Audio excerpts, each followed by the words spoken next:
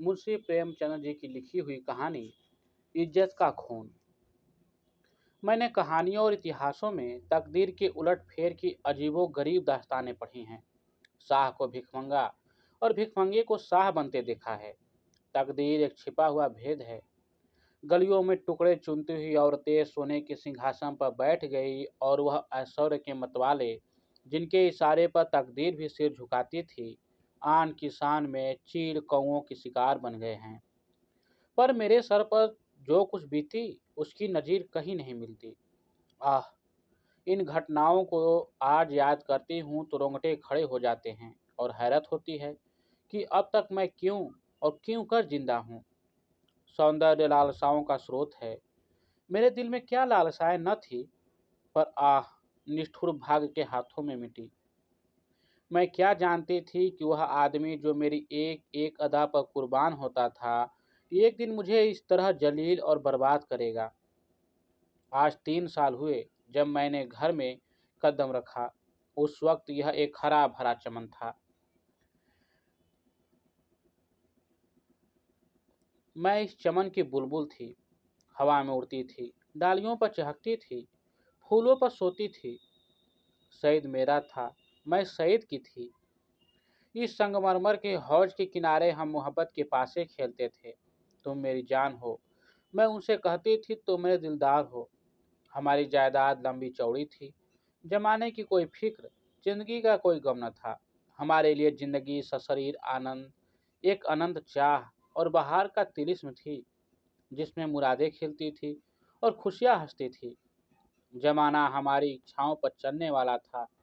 आसमान हमारी भलाई चाहता था और तकदीर हमारी साथी थी। एक दिन सईद ने आकर कहा, मेरी जान, मैं तुमसे एक विनती करने आया हूँ। देखना, इन मुस्कुराते हुए होठों पर इनकार का हर्फ ना आए। मैं चाहता हूँ कि हमारी सारी मिल्कियत, सारी जायदाद तुम्हारे नाम चढ़वा दूँ। मेरे लिए तुम्हारी मोहब्बत काफ़ी है। यही मेरे लिए सबसे बड़ी नेमत है। मैं अपनी हकीकत को मिटा देना चाहता हूँ। मैं चाहता हूँ कि तुम्हारे दरवाजे का फ़कीर बनकर रहूँ। तुम मेरी नूरजहाँ बन जाओ, मैं तुम्हारा सलीम बनूँगा और तुम्हारी मूंगे जैसी हथेली के प्यालों पर उम्र बसर करूँगा। मेरी आंखें भर आई। खुशियाँ चोटी पर पहुंचकर आंसू की बूंद बन गई। पर अभी पूरा साल भी न गुजरा था कि मुझे सईद के मिजाज में कुछ तब्दीली नजर आने लगी। हमारे दरमियान कोई लड़ाई झगड़ा या बदमजगी न हुई थी, मगर अब वह सईद न था जिसे एक लम्हे के लिए भी मेरी जुदाई दूभर थी। वह अब रात की रात गायब रहता। उसकी आंखों में प्रेम की वह उमंग न थी, न अदाओं में वह प्यास, न मिजाज में वह गर्मी। कुछ दिनों तक इस रूखेपन ने मुझे खूब रुलाया। मोहब्बत के मजे याद आ आकर तड़पा देते। मैंने पढ़ा था कि प्रेम अमर होता है। क्या वह स्रोत इतनी जल्दी सूख गया? आह, नहीं। वह अब किसी दूसरे चमन को शादाब कर रहा था। आखिर मैं भी सही से आंखें चुराने लगी। बेदिली से नहीं, सिर्फ इसलिए कि अब मुझे उससे आंखें मिलाने की ताव थी। उसे देखते ही मोहब्बत के हजारों करिश्मे नज़रों के सामने आ जाते और आंखें भर आती। मेरा दिल अब भी उसकी तरफ खींचता था। कभी कभी बेअख्तियार जी चाहता कि उसके पैरों पर गिरूं और कहूं, मेरे दिलदार, यह बेरहमी क्यों? क्या तुमने मुझसे मुंह फेर लिया है? मुझसे क्या खता हुई? लेकिन इस स्वाभिमान का बुरा हो जो दीवार बनकर रास्ते में खड़ा हो जाता। यहाँ तक कि धीरे धीरे दिल में भी मोहब्बत की जगह हसद ने ले ली। निराशा के धैर्य ने दिल को तस्कीन दी। मेरे लिए शहीद अब बीते हुए बसंत का एक भूला हुआ गीत था। दिल की गर्मी ठंडी हो गई, प्रेम का दीपक बुझ गया। यही नहीं, उसकी इज्जत भी मेरे दिल से रुखसत हो गई। जिस आदमी के प्रेम के पवित्र मंदिर में मैल भरा हुआ हो, वह हरगिज इस योग्य नहीं कि मैं उसके लिए घूलूं और मरूं। एक रोज शाम के वक्त मैं अपने कमरे में पलंग पर पड़ी एक हिस्सा पढ़ रही थी। तभी अचानक एक सुंदर स्त्री मेरे कमरे में आई। ऐसा मालूम हुआ कि जैसे कमरा जगमगा उठा। रूप की ज्योति ने दरो दीवार को रोशन कर दिया। गोया अभी सफेदी हुई है। उसकी अलंकृत शोभा, उसका खिला हुआ फूल जैसा लुभावना चेहरा, उसकी नशीली मिठास, किसी तारीफ करूं। मुझ पर एक रूप सा छा गया। मेरा रूप का घमंड धूल में मिल गया। मैं आश्चर्य में थी कि यह कौन रमणी है और यहाँ क्यों कर आई है। बेअख्तियार उठी कि उससे मिलूं और पूछूं कि सईद भी मुस्कुराता हुआ कमरे में आया। मैं समझ गई कि यह रमणी उसकी प्रेमिका है। मेरा गर्व जाग उठा। मैं उठी जरूर, पर सांस से गर्दन उठाए हुए आंखों में हुस्न के रौब की जगह घृणा का भाव आ बैठा। मेरी आंखों में अब वह रमणी रूप की देवी नहीं, डसने वाली नागिन थी। मैं फिर चारपाई पर बैठ गई और किताब खोलकर सामने रख ली। वह रमणी एक क्षण तक खड़ी मेरी तस्वीरों को देखती रही। तब कमरे में निकली चलते वक्त उसने एक बार मेरी तरफ देखा। उसकी आंखों में अंगारे निकल रहे थे, जिनकी किरणों में हिंसक प्रतिशोध की लाली झलक रही थी। मेरे दिल में सवाल पैदा हुआ, सईद इसे यहाँ क्यों लाया? क्या मेरा घमंड तोड़ने के लिए? जायदाद पर मेरा नाम था, पर वह केवल एक भ्रम भ्रम था। उस पर अधिकार पूरी तरह सईद का था। नौकर भी उसी को अपना मालिक समझते थे और अक्सर मेरे साथ ढिठाई से पेश आते। मैं सब्र के साथ जिंदगी के दिन काट रही थी। जब दिल में उमंगे न रही तो पीड़ा क्यों होती। सावन का महीना था। काली घटा छाई हुई थी और झिमझिम बूंदें पड़ रही थी। बागीचे पर हसत का अंधेरा और सिंहास दरख्तों पर जुगनुओं की चमक ऐसी मालूम होती थी जैसे कि उनके मुंह से चिंगारियां जैसी आहें निकल रही हैं। मैं देर तक हसत का यह तमाशा देखती रही। कीड़े एक साथ चमकते थे और एक साथ बुझ जाते थे, गोया रोशनी की बाढ़ें छूट रही हैं। मुझे भी झूला झूलने और गाने का शौक हुआ। मौसम की हालतें हसत के मारे हुए दिलों पर भरी अपना जादू कर जाती हैं। बागीचे में एक गोल बंगला था। मैं उसमें आई और बरामदे की एक कड़ी में झूला डलवा कर झूलने लगी। मुझे आज मालूम हुआ कि निराशा में भी एक आध्यात्मिक आनंद होता है, जिसका हाल उसको नहीं मालूम, जिसकी इच्छा पूर्ण है। मैं चाव से मल्हार गाने लगी। सावन विरह और शोक का महीना है। गीत में एक वियोगी हृदय की गाथा की कथा ऐसे दर्द भरे शब्दों बयान की गई थी कि बरबस आंखों से आंसू टपकने लगे। इतने में बाहर से एक लालटेन की रोशनी आई। सईद और हसीना दोनों चले आ रहे थे। हसीना ने मेरे पास आकर कहा, आज यहाँ नाच रंग की महफिल सजेगी और शराब के दौर चलेंगे। मैंने घृणा से कहा, मुबारक हो। हसीना ने कहा, 12 मासे और मल्हार के ताने उड़ेंगे, साथ जिंदे आ रहे हैं। मैंने कहा, शौक से। हसीना बोली, तुम्हारा सीना हसरत से चाक हो जाएगा। सईद ने मुझसे कहा, जुबैदा तुम अपने कमरे में चली जाओ, यह इस वक्त आपे में नहीं है। हसीना ने मेरी तरफ लाल लाल आंखें निकाल कर कहा, मैं तुम्हें अपने पैरों की धूल के बराबर भी नहीं समझती। मुझे फिर जब्त न रहा। अकड़ कर बोली, और मैं क्या समझती हूँ कि एक कुतिया दूसरों की उगली हुई हड्डियां चिचोड़ती फिरती है। अब सईद के भी तेवर बदले। मेरी तरफ भयानक आंखों से देख कर बोले, जुबैदा तुम्हारे सर पर शैतान तो नहीं सवार है? सईद का यह जुमला मेरे जिगर में चुभ गया। मैं तड़प उठी। जिन ओठों से हमेशा मोहब्बत और प्यार की बातें सुनी हो, उन्हीं से यह जहर निकले और बिल्कुल बेकसूर। क्या मैं ऐसी नाचीज और हकीर हो गई हूँ कि एक बाजारू औरत भी मुझे छेड़कर गालियां दे सकती है और मेरा जबान खोलना मना हो? मेरे दिल में साल भर से जो बुखार हो रहा था वह उछल पड़ा।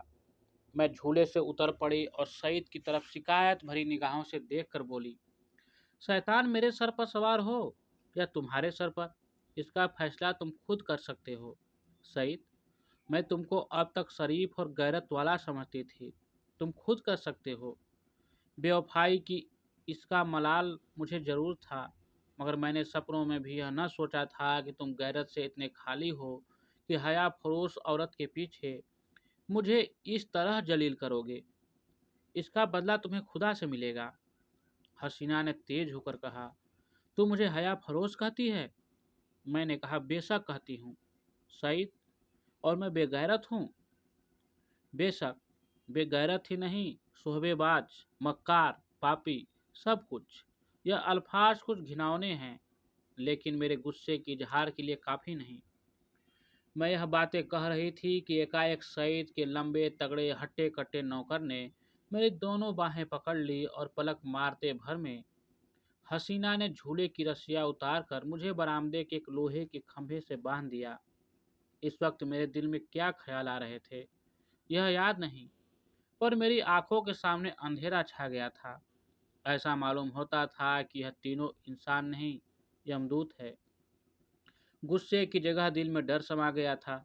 इस वक्त अगर कोई रोबी ताकत मेरे बंधनों को काट देती, मेरे हाथों में आबदार खंजा दे देती, तो भी तो जमीन पर बैठकर अपनी जिल्लत और बेकसी पर आंसू बहाने के सिवा और कुछ न कर सकती।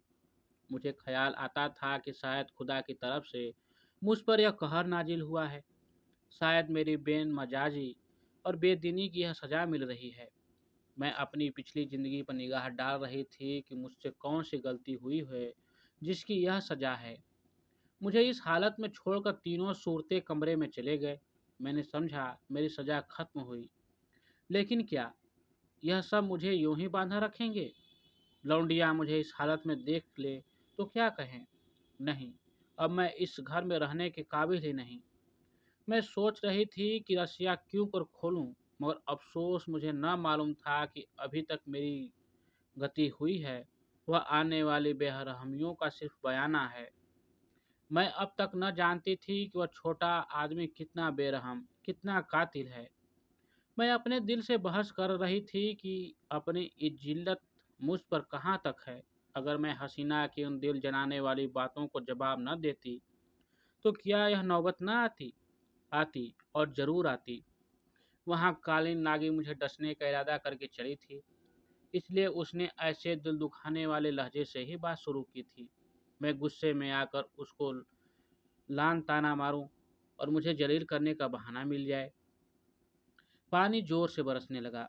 बौछारों से मेरा सारा शरीर तर-तर हो गया था। सामने गहरा अंधेरा था। मैं कान लगाए सुन रही थी कि अंदर क्या मिसकौट हो रही है, मगर हवा की सनसनाहट के कारण आवाज़ें साफ न सुनाई देती थी। इतने लालटेन फिर से बरामदे में आई और तीनों डरावनी सूरतें फिर मेरे सामने आकर खड़ी हो गई। अब कि उस खून परी के हाथों में एक पतली सी कमची थी। उसके तेवर देखकर मेरा खून सर्द हो गया। उसकी आंखों में एक खून पीने वाली वहशत, एक कातिल पागलपन दिखाई दे रहा था। मेरी तरफ शरारत भरी नजरों से देखकर बोली, बेगम साहिबा, मैं तुम्हारी बदजबानियों का ऐसा सबक देना चाहती हूँ जो तुम्हें सारी उम्र याद रहे। और मेरे गुरु ने बतलाया है कि कमची से ज़्यादा देर तक ठहरने वाला और कोई सबक नहीं होता। यह कहकर उस जालिम ने मेरी पीठ पर एक कमची जोर से मारी। मैं तिमिला गई। मालूम हुआ कि किसी ने पीठ पर आग की चिंगारी रख दी। मुझसे जब्त न हो सका। माँ बाप ने कभी फूल की छड़ी से भी न मारा था। जोर से चीखे मार मार कर रोने लगी। स्वाभिमान, लज्जा सब लुप्त हो गई। कमची की डरावनी और रोशन असलियत के सामने और भावनाएं गायब हो गई। उन हिंदू देवियों का दिल शायद लोहे के होते होंगे जो अपनी आन पर आग में कूद पड़ती थी। मेरे दिल पर तो इस वक्त यही ख्याल छाया हुआ था कि इस मुसीबत से क्यों कर छुटकारा हो। सईद तस्वीर की तरह खामोश खड़ा था। मैं उसके तरफ फरियाद की आंखें से देखकर बड़ी विनती के स्वर में बोली, सईद, खुदा के लिए मुझे इस जालिमों से बचा लो। मैं तुम्हारे पैरों पड़ती हूँ। खुदा, खुदा के लिए मुझे बचा लो। तुम मुझे जहर दे दो, खंजर से गर्दन काट लो, लेकिन यह मुसीबत सहने की मुझ में ताम नहीं। इन दिलजोइयों को याद करो, मेरी मोहब्बत को याद करो। उसी सदके उसी वक्त मुझे इस अजाब से बचाओ। खुदा तुम्हें इसका इनाम देगा। सईद इन बातों से कुछ पिघला। हसीना की तरफ डरी हुई आंखों से देखकर बोला, जरीना, मेरे कहने से अब जाने दो। मेरी खातिर से इन पर रहम करो। हसीना तेवर बदल कर बोली, तुम्हारी खातिर सब कुछ कर सकती हूँ, गालियाँ नहीं बर्दाश्त कर सकती। सईद ने कहा, क्या अभी तुम्हारे ख्याल में गालियों की काफ़ी सज़ा नहीं हुई है? जरीना ने कहा, अब तो आपने मेरी इज्जत की खूब कद्र की। मैंने रानियों से चिलमियाँ उठवाई हैं। ये बेगम साहबा है, किस ख्याल में? मैं इसे अगर कुछ छुरी से काटूं तब भी इसकी बदजबानियों की काफ़ी सज़ा न होगी। सईद ने कहा, मुझसे अब यह जुल्म नहीं देखा जाता। जरीना ने कहा, आंखें बंद कर लो। सईद ने कहा, जरीना, गुस्सा न दिलाओ। मैं कहता हूँ अब इसे माफ़ करो। जरीना ने सईद को ऐसी हिकारत भरी आंखों से देखा गोया वह उसका गुलाम है। खुदा जाने उस पर उसने क्या मंत्र मार दिया था कि उसमें खानदानी गैरत, बड़ाई और इंसानियत का जरा भी एहसास बाकी न रहा था। वह शायद उसे गुस्से जैसे मर्दाना जज्बे के काबिल ही न समझती थी। हुलिया पहचानने वाले कितनी गलती करते हैं, क्योंकि दिखाई कुछ पड़ता है, अंदर कुछ होता है। बाहर के ऐसे सुंदर रूप के पर्दे में इतनी बेरहमी, इतनी निष्ठुरता, कोई शक नहीं। रूप हुलिया पहचानने की विद्या का दुश्मन है। बोली, अच्छा, तो अब आपको मुझ पर गुस्सा आने लगा? क्यों ना हो, आखिर निकाह तो आपने बेगम ही से किया है। मैं तो हया फरोश कुतिया ही ठहरी। सईद ने कहा, तुम ताने देती हो और मुझसे यह खून नहीं देखा जाता। जरीना ने कहा, तो यह कमची हाथ में ले लो और इसे गिन कर 100 लगाओ, गुस्सा उतर जाएगा। इसका यही इलाज है। जरीना ने कहा, फिर वही मजाक? जरीना, नहीं, मैं मजाक नहीं करती। सईद ने कमची लेने को हाथ बढ़ाया, मगर मालूम नहीं जरीना को क्या सुबह पैदा हुई। उसने समझा शायद वह कमची को तोड़कर फेंक दे। कमची हटा ली और बोली, अच्छा, मुझसे यह दगा, तो लो, अब मैं भी हाथों की सफाई दिखाती हूँ। यह कहकर उसने बेदर्दी से मुझे बेतहाशा कमचियाँ मारना शुरू की।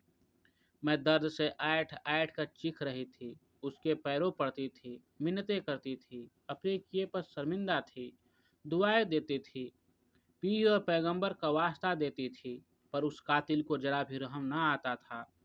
सईद काठ के पुतले की तरह दर्दो सितम का यह नज़ारा आंखों से देख रहा था और उसको होश न आता था।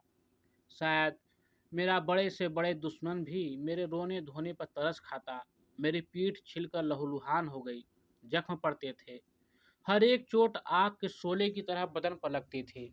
मालूम नहीं उसने मुझे कितने दर्रे लगाए, यहाँ तक कि कमची को मुझ पर रहम आ गया। वह फटकर टूट गई। लकड़ी का कलेजा फट गया, मगर इंसान का दिल न पिघला। मुझे इस तरह जलील और तबाह करके तीनों खबीस रूहें वहां से रुखसत हो गईं। सईद के नौकर ने चलते वक्त मेरी रस्सियां खोल दी। मैं कहाँ जाती, उस घर में क्यों कर कदम रखती? मेरा सारा जिस्म नासूर हो रहा था, लेकिन दिल फफोले उससे कहीं ज्यादा जानलेवा थे। सारा दिल फफोलों से भर उठा था। अच्छी भावनाओं के लिए भी जगह बाकी न थी। उस वक्त मैं किसी अंधे को कुएं में गिरते देखती तो मुझे हंसी आती, किसी यतीम का दर्दनाक रोना सुनती तो उसका मुंह चिढ़ाती। दिल की हालत में एक जबरदस्त इकरा इकलाब हो गया था। मुझे गुस्सा न था, गम न था, मौत की आरजू न थी, यहाँ तक कि बदला लेने की भावना न थी। उस इंतलाई जिल्लत ने बदला लेने की इच्छा को भी खत्म कर दिया था। हालांकि मैं चाहती तो कानूनन सईद को शिकंजे में ला सकती थी, उसे दाने दाने के लिए तरसा सकती थी, लेकिन यह बेइज्जती, यह बेआबुराई, यह पामाली बदले के ख्याल के दायरे से बाहर थी। बस सिर्फ एक चेतना बाकी थी, और वह अपमान की चेतना थी। मैं हमेशा के लिए जलील हो गई। क्या यह दाग किसी तरह मिट सकता था? हरगिज नहीं। हाँ, वह छिपाया जा सकता था, और उसकी एक ही सूरत थी, जिल्लत के काले गड्ढे में गिर पड़ूं, ताकि सारे कपड़ों की स्याही इस स्याह दाग को छिपा दे। क्या इस घर में बियाबान अच्छा नहीं, जिसके पेंदे में एक बड़ा छेद हो गया हो? इस हालत में यही दलील मुझ पर छा गई। मैंने अपनी तबाही को और भी मुकम्मल, अपनी जिल्लत को और भी गहरा, आने काले चेहरे को और भी काला करने का पक्का इरादा कर लिया। रात भर मैं वहीं पड़ी रही, कभी दर्द से कराहती और कभी इन्हीं ख्यालात में उलझती रही। यह घातक इरादा हर क्षण मजबूत से और भी मजबूत होता जाता था। घर में किसी ने मेरी खबर न ली। पाँव फटते ही मैं बागीचे से बाहर निकल आई। मालूम नहीं मेरी लाज शर्म कहाँ गायब हो गई थी। जो शख्स समुद्र में गोते खा चुका हो, उसे ताले तलैयों का क्या डर। वैद जो दरो दीवार में शर्माती थी, इस वक्त शहर की गलियों में बेधड़क चली जा रही थी। चोर कहाँ? वही जहाँ जिल्लत की कद्र है। जहाँ किसी पर कोई हंसने वाला नहीं, जहाँ बदनामी का बाजार सजा हुआ है, जहाँ हया बिकती है और शर्म लुटती है। इसके तीसरे दिन रूप की मंडी के एक अच्छे हिस्से में एक ऊंचे कोठे पर बैठी हुई मैं उस मंडी की सैर कर रही थी। शाम का वक्त था। नीचे सड़क पर आदमियों की ऐसी भीड़ थी कि कंधे से कंधा छिलता था। आज सावन का मेला था। लोग साफ सुथरे कपड़े पहने कतार की कतार दरिया की तरफ जा रहे थे। हमारे बाजार की बेशकीमती जींस भी आज नदी के किनारे सजी हुई थी। कहीं हसीनों के झूले थे, कहीं सावन के मीत। लेकिन मुझे इस बाजार की सैर दरिया के किनारे से ज़्यादा तकल्लुफ़ मालूम होती थी। ऐसा मालूम होता था कि शहर की और सब सड़कें बंद हो गई हैं। सिर्फ यही तंग गली खुली है और सबकी निगाहें कोठों की ही तरफ लगी थी। गोया वह जमीन पर नहीं चल रहे हैं, हवा में उड़ना चाहते हैं। हाँ, पढ़े लिखे लोगों को मैंने इतना बेधड़क नहीं पाया। वह भी घूरते थे, मगर कनखियों से। अधेड़ उम्र के लोग सबसे ज्यादा बेधड़क मालूम होते थे। शायद उनकी मंशा जवानी के जोश को जाहिर करना था। बाजार क्या था? एक लंबा चौड़ा थिएटर था। लोग हंसी दिल लगी करते थे, लुत्फ उठाने के लिए नहीं, हसीनों को सुनाने के लिए। मुंह दूसरी तरफ था, निगाह किसी दूसरी तरफ। बस भांडों और नक्कालों की मजलिस थी। यकाएक सईद की फिटर नजर आई। मैं तो उस पर कई बार मैं उस पर कई बार सैर कर चुकी थी। सईद अच्छे कपड़े पहने अकड़ा हुआ बैठा था। ऐसा सजीला बाका जवान सारे शहर में न था। चेहरे मोहरे से मर्दानापन बरसता था। उसकी आंख एक बारे मेरे कोठे की तरफ उठी और नीचे झुक गई। उसके चेहरे पर मुरदनी सी छा गई, जैसे किसी जहरीले सांप ने काट खाया हो। उसने कोचवान से कुछ कहा। दम के दम में फिटन हवा हो गई। इस वक्त उसे देखकर मुझे जो देशप्रिय प्रसन्नता हुई, उसके सामने उस जानलेवा दर्द की कोई हकीकत न थी। मैंने जलील होकर उसे जलील कर दिया। एकाएक कटार कमचियों से कहीं ज्यादा तेज थी। उसकी हिम्मत न थी कि अब मुझसे आंख मिला सके। नहीं, मैंने उसे हरा दिया। उसे उम्र भर के लिए कैद में डाल दिया। इस काल कोठरी में अब उसका निकलना गैर मुमकिन था, क्योंकि उसे अपने खानदान के बड़प्पन का घमंड था। दूसरे दिन भोर में खबर मिली कि किसी कातिल ने सईद मिर्जा का काम तमाम कर दिया। उसकी लाश उसी बागीचे के गोल कमरे में मिली। सीने में गोली लग गई थी। 9 बजे दूसरे खबर सुनाई दी, जरीना को भी किसी ने रात के वक्त कत्ल कर डाला था। उसका सर तन जुदा कर दिया गया। बात को जांच पड़ताल से मालूम हुआ कि यह दोनों वारदातें सईद के ही हाथों हुई। उसने पहले जरीना को उसके मकान पर कत्ल किया और तब अपने घर आकर अपने सीने में गोली मारी। इस मर्दाना गैरतमंदी ने सईद की मोहब्बत मेरे दिल में ताज़ा कर दी। शाम के वक्त मैं अपने मकान पर पहुंच गई। अभी मुझे यहाँ से गए हुए सिर्फ 4 दिन गुजरे थे, मगर ऐसा मालूम होता था कि वर्षों के बाद आए हूँ। दरो दीवार पर हसरत छाई हुई थी। मैंने घर में पाँव रखा तो बरबस सईद की मुस्कुराती हुई सूरत आंखों के सामने आकर खड़ी हो गई। वही मर्दाना हुस्न, वही बाकापन, वही मनुहार की आंखें। बेअख्तियार मेरी आंखें भर आईं और दिल में से एक ठंडी आह निकल आई। गम इसका न था कि सईद ने क्यों जान दे दी। नहीं, उसकी मुजरिमाना बेहिसी और रूप के पीछे भागना, इन दोनों बातों को मैं मरते दम तक माफ न करूंगी। गम यह था कि यह पागलपन उसके सर में क्यों समाया। उस वक्त दिल की जो कैफियत है, उससे मैं समझती हूँ कि कुछ दिनों में सईद की बेवफाई और बेरहमी का घाव भर जाएगा। अपनी जिल्लत की याद भी शायद मिट जाए, मगर उसकी चंद रोजा मोहब्बत का नक्श बाकी रहेगा। और अब सही मेरी ज़िंदगी का सहारा है। अब यही मेरी ज़िंदगी का सहारा है। आप सुन रहे थे मुंशी प्रेमचंद जी की लिखी हुई कहानी इज्जत का खून।